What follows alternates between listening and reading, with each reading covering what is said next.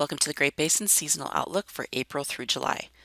Over the last 30 days, we've seen cooler than normal temperatures across much of the Great Basin, along with some precipitation in central areas that brought some areas of eastern Nevada and western Utah to above normal, but for the most part, below normal precipitation across other areas of the Great Basin. Since October 1st, the beginning of the water year, we've still seen well below normal precipitation across the Great Basin. Only areas that have seen near normal precipitation were over parts of northern Nevada, which was due to our snowstorms later in January and early February this year, and also over parts of central Idaho and western Wyoming, where storms were a little bit more consistent throughout the winter. Our current snowpack shows that snowpack is near normal over northern areas of the Great Basin and still below normal over western areas of Nevada and the Sierra, and also across much of Utah. We did have some storms that did bring a little bit extra snowfall to Utah, but still we're sitting at below normal across most areas. Soil moisture is still also very low, especially beneath the snowpack across Utah, and then still over California into western Nevada, we're seeing very low soil moistures there as well. The evaporative demand drought index, which shows a little bit more of our short-term drought, shows drought in southern areas of the Great Basin, but certainly much better conditions as you go further north. However, our longer-term drought, we are still showing extreme to exceptional drought over a large area of the southern half of the Great Basin, across much of Utah into southern and eastern Nevada. Drought conditions still exist over western and northern Nevada, but certainly not as severe as areas further south. And then as you go north into Idaho and Wyoming, where we saw those more consistent storms bringing precipitation, we are seeing abnormally dry conditions, and certainly some areas of drought localized to parts of central Idaho in areas that did not see quite as much precipitation. The drought outlook, taking us through June 30th, shows really not much drought changes are expected, so the drought will persist or intensify across much of the southern two-thirds of the Great Basin. Here's a different way to look at drought. This is a time series from the year 2000 through 2021 for the state of Nevada. You can clearly see where our longer-term, more significant periods of drought occurs, both from about 2002 through 2005, and then again from 2007 through 2010, and then also another period from later in 2012 through 2016, and then 2018 and 19, and then 2021. So you can see again those longer periods, which also indicate how widespread the drought was and how long it lasted in some time periods. The black boxes indicate where we see above normal acres burned for BLM land in Nevada. And you can clearly see there's a relationship when we do not have drought or when we are just entering or exiting drought is really where we see our larger years for acres burned in Nevada, which is largely attributed to our fine fuels.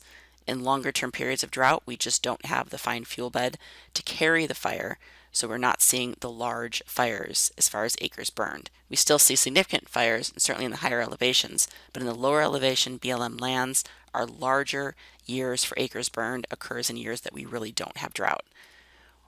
Now looking at Utah, which is a little bit different, again this is that same schematic which shows those longer periods of drought for the state of Utah. BLM lands in Utah, you are seeing kind of a mixed bag.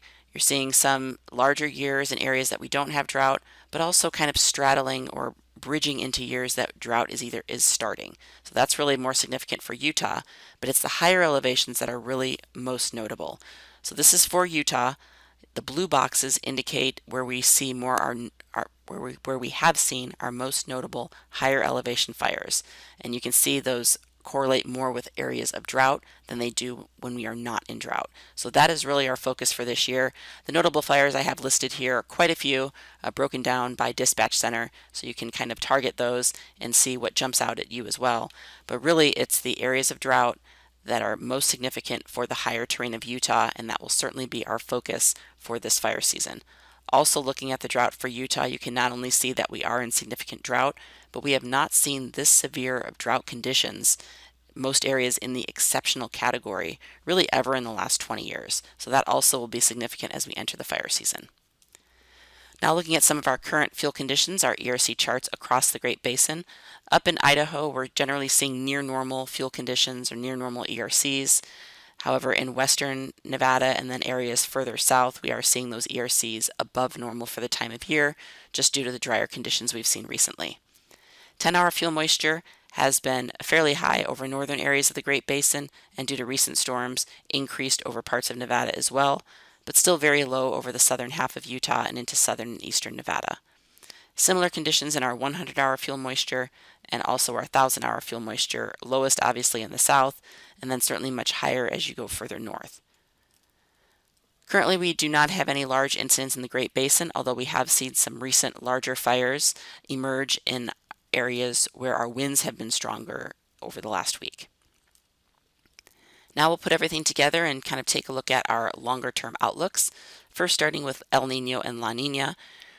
We will likely see cooler waters certainly continue here over the next month or two, but you can see a warming trend on the models going into the fire season and then possibly a re-emergence of La Nina as we get into the fall months.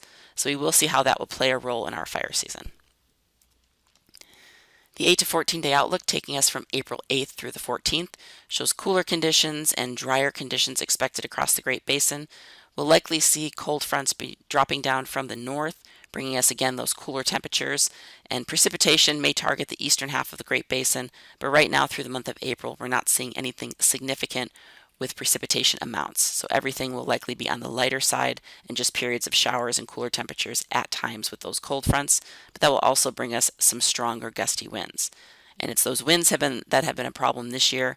If we do get fire starts prior to green up, we certainly could see those fires grow for a period of time during windy conditions, but then quickly quiet down, especially once green up starts.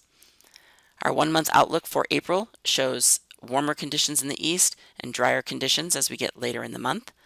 And then looking at the May through July time period, generally warmer and drier conditions really region-wide.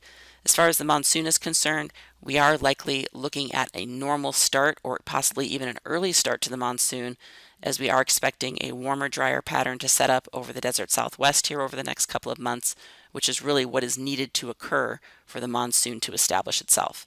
However, usually when we first see the onset of the monsoon, we may see an increase in lightning and not really the deeper moisture at first, which certainly could be problematic, especially as that lightning moves into Utah and southern areas of Nevada and eastern Nevada, which is where our drought concerns are.